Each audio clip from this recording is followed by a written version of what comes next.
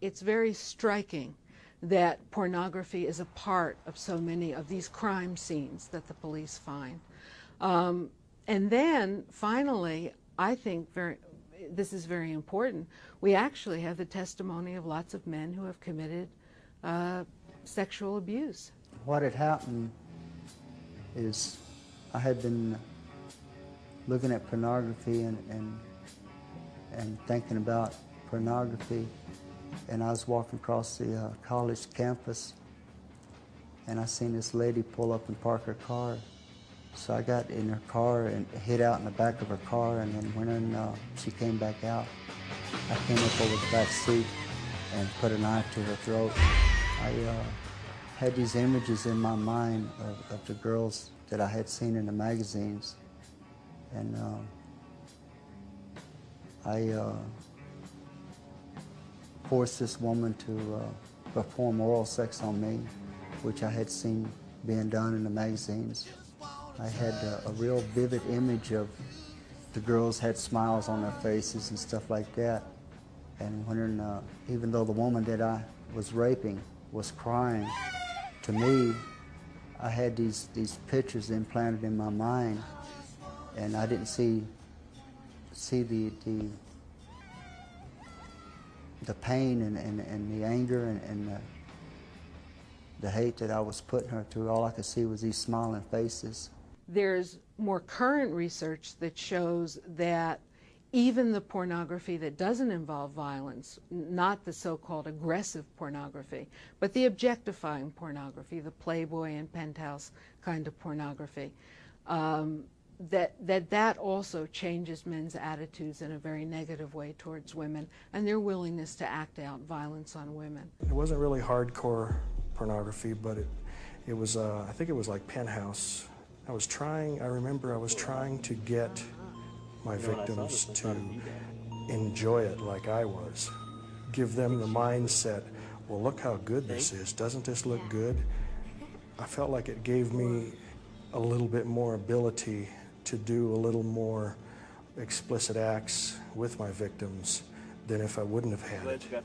To prolong the assault, yeah, I remember that. That it did prolong a lot of the assaults. It made it more intense. Think you'd like that? A lot more intense. It made it more violent too. Violent in the way I didn't care. I didn't care what I did to anybody.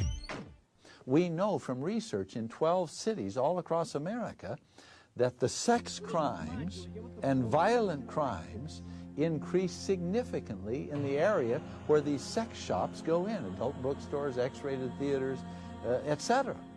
Violent crime in America against women is at epidemic proportions. The molestation rate of children is at epidemic proportions. My brother-in-law always had pornographic books. He always had the magazines. He would show both myself, my sister, these dirty books of men and women having sex. He was always at the adult bookstores. And I believe he was looking at these things every single day. It's like every female in our family wasn't safe around him. He was addicted to the pornography, and I think this is why he was so perpetual in his victimizing everybody. I think that my brother-in-law thought I was equivalent or would respond in the same way that the women on the pages of the pornographic magazines, the way that they looked, that they were erotic or aroused or enjoyed it. And I think he firmly believed that I welcomed his advances towards me, that I wanted him to touch me, that I would really enjoy it once he was able to get his hands on me.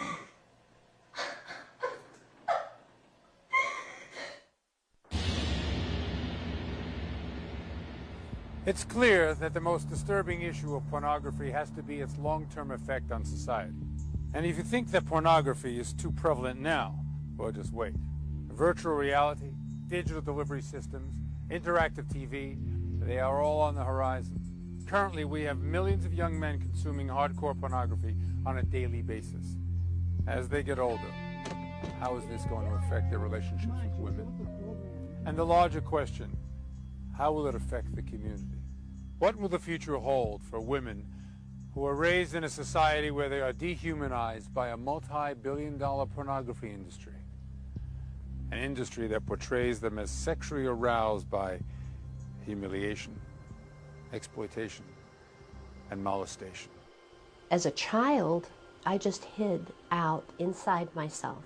And what that meant was, in school, my entire grade school experience was about trying not to be seen. I remember being on the playground, for example, and watching other children playing, but I couldn't really play. Just couldn't play. The assumption for me, and I'm not alone, is that I was so bad.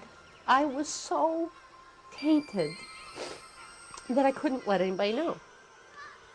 As a society, we have yet to reach a consensus regarding the effects of pornography, or what we should do about it. On the other hand, the pornography industry isn't waiting around for our verdict. They will continue to mainstream their products into our communities.